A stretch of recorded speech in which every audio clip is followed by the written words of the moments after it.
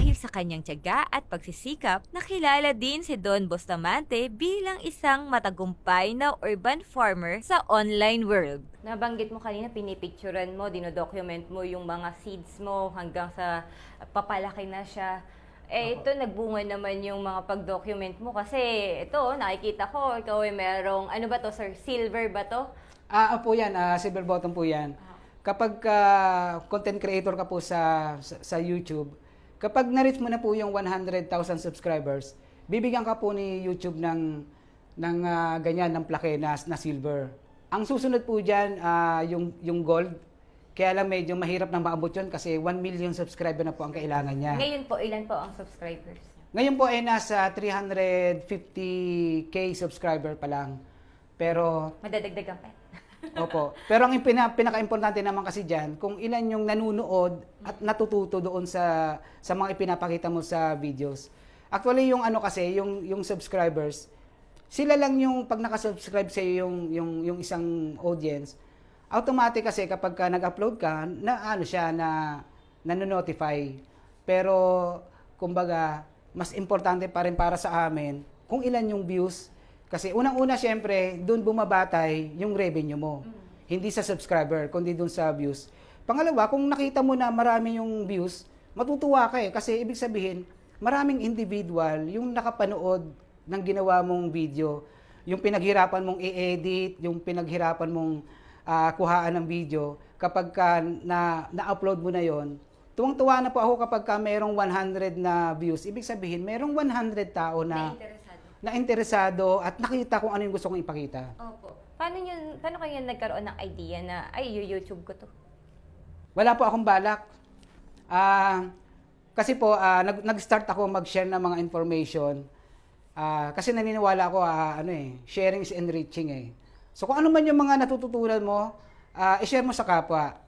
Ang ginagawa ko po noon sa social media, kapag halimbawa, yung paraan ko ng pagtatanim ng pechay, pinupost ko po yun sa social media at nilalagay ko na lahat doon ano ba yung mga paraan ko, yung step by step procedure, yung mga soil amendment na ginamit ko, yung fertilizer. So marami po ang nakakabasa noon at marami ang natututo. Meron lang isang friend na nagsabi sa akin na bakit hindi ka gumawa ng YouTube channel? Gawin mo siyang video tapos at least nakaka-share ka na sa ibang tao, kikita ka pa kasi siyempre may monetization yun. So sabi ko, oo nga naman, bakit hindi? Ang bala ko lang talaga nun, para meron akong pambili ng fertilizer, meron akong mga pambili ng gagamitin sa gardening. Hindi ko naman ine-expect na magbo-boom yung natin, yung YT. Actually po, nung gumawa ako ng YouTube channel, within 3 months na monetize na po yung channel. Ito yung pandemic na time to? Opo, during pandemic. Siguro ang kagandahan, kasi nung mag-start ako na gumawa ng channel, panahon ng pandemic, bago mag-start yung first lockdown. So, ang lagi ko nga sinasabi, ito yung nagkataon eh. Kumbaga, siguro kasi kung sakaling ginawa ko tong YouTube channel at hindi pandemic at walang interest yung tao sa gardening, siguro walang papansin. Tama.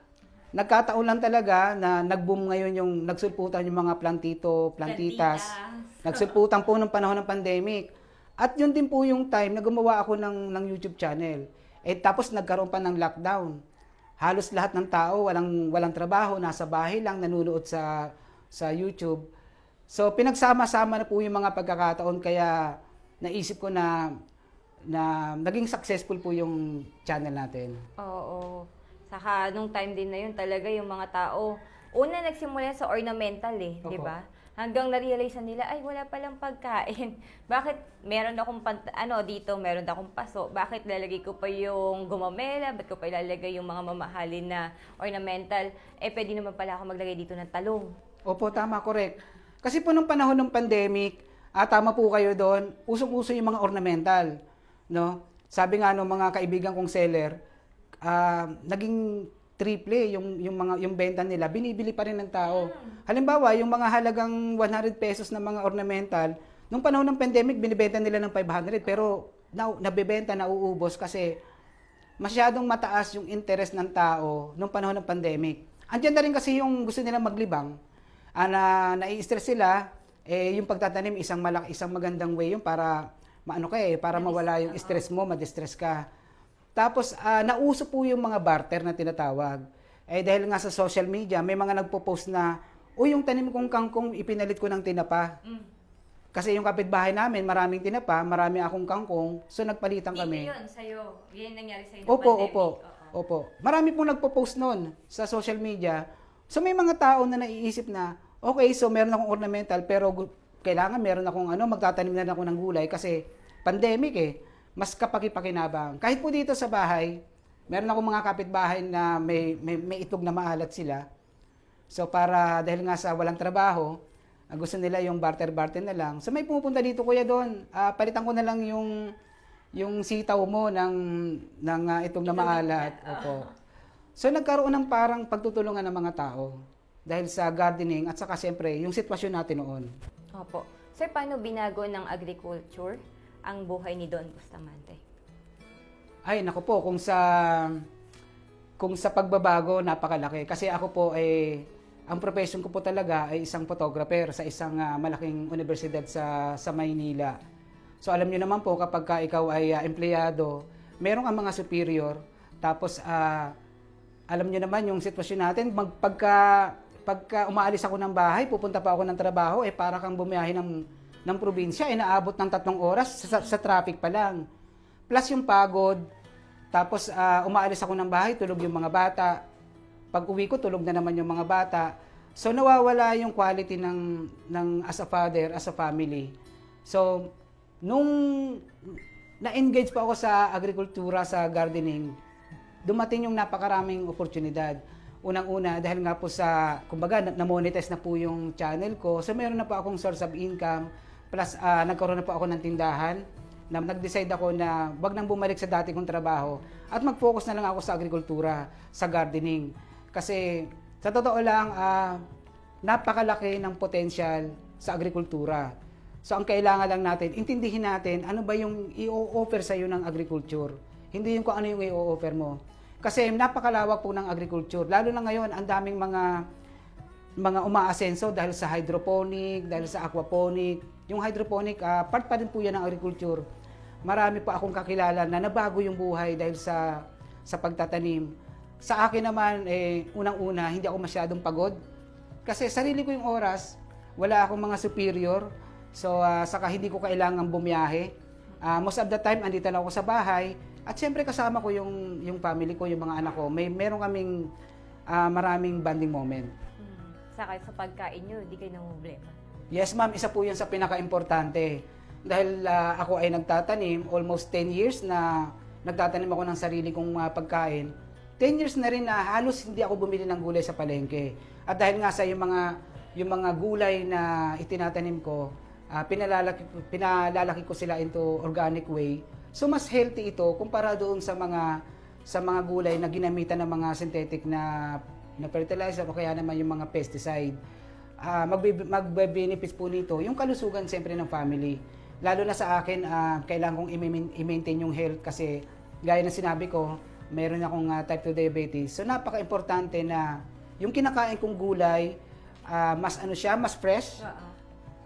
Imagine mo yun, ma'am, magmula doon sa pagpitas mo, ilang minuto lang, nasa lutoan na agad. Kumpara doon kung bumibili ka lang sa palengke, yung mga gulay natin, kadalasan dyan galing sa probinsya.